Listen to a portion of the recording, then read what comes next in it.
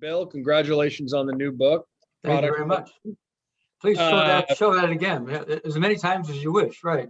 I'll just keep it up here instead of my face. But it's a great read, not surprisingly, and you weave basically personal history, memoir, with some really profound insights about what you've learned over the course of your career and applying them forward with strategic suggestions in I think it's fair to say three main areas: China, media, and technology.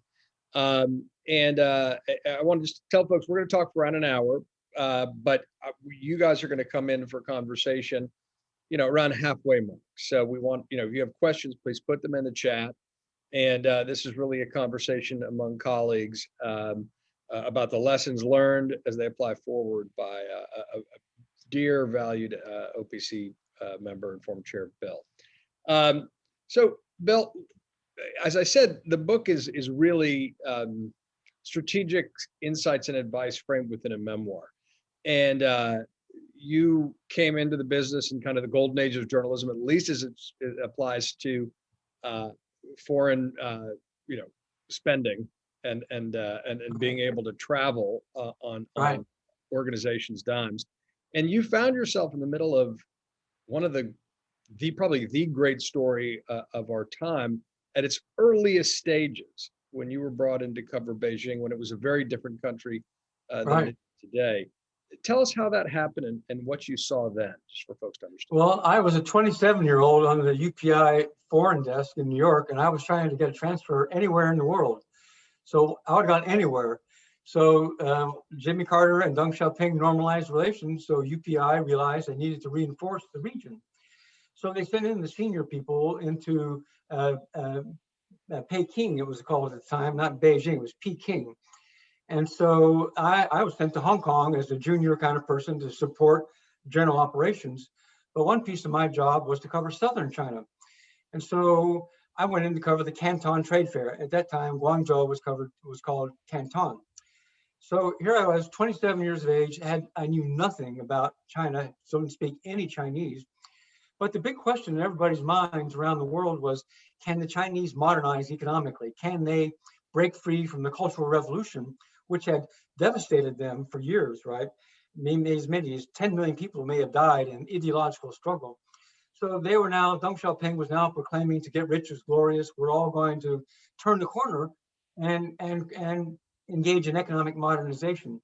So my senior colleagues in Beijing couldn't see any of it. It was all concentrated in southern China, Guangzhou, Shenzhen, the special economic zone. So I would go into Guangzhou and Canton and walk around the streets and say, it looks to me like these people are interested in the things I'm wearing. I had a watch, a camera, I had a beard at the time, like I do now.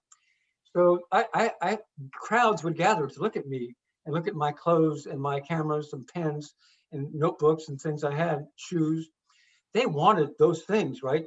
They didn't want class struggle. So I wrote that the average man in the street of Canton is more interested in acquiring the material things that the West owns than in class struggle. And for that deep insight, I won an Overseas Press Club award for best economic reporting from abroad. And so this is what launched me. This is why I've been so dedicated to the OPC for so many years.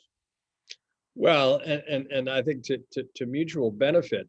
You mentioned the Cultural Revolution, which you were in the wake of, and it's so fascinating because it was such enormous dislocation and, as you say, mass death in the name of ideology.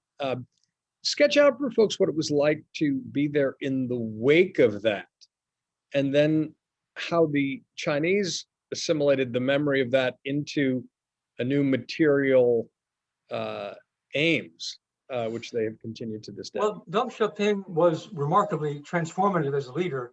One of the stories that I recall that I never wrote about for UPI was they wanted to build a port in Zhuhai in Guangzhou province. And so there was a mountain in the way. The southern coast of China is very rough, very rugged. So I went there to see, oh, you're going to build a port here and there's a mountain in the way, right? Sure. Well, they had guys up in the top of the mountain with pickaxes and shovels, and then a pattern of people going down the hill in a circuitous path with wheelbarrows. they were going to take down this mountain, let's say it was 2,000 feet high, with pickaxes and shovels. They had the manpower and the labor to do that. And they had a sense that we, the Chinese people, have time. You know, Mao said the Chinese people can wait 10,000 years. It wasn't going to take 10,000 years to take down this mountain, but the Chinese realized that when they focus their enormous human resources on an objective, on a common objective, they can achieve things that the outside world can never expect or understand. And that, in fact, is what they've done over the intervening 40 years. They have focused their human resources on creating a modern, technologically very sophisticated state that is engaged in a worldwide campaign to establish themselves as the center of a new Chinese empire. And so I saw the very early stages of that. And then different stages of my career. I was Beijing bureau chief in 81, 82. Then I write about, in the book, I write about the middle years, going back as far as late as 2008, dozens of trips. So over the arc of 40 years, you can see how the basic patterns that you could just begin to see played out. And so, of course, we all were terribly confused, but we didn't know what we, the West, were doing in opening China up. We really didn't know. We assumed that they would want to be like us, right? Doesn't everybody want to be like us?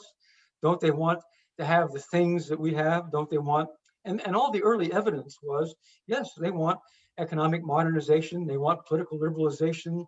They want to break away from the tyranny of the Cultural Revolution. All the early indications, I'd say for decades, were that this was a great success story, not only for China, but for the world.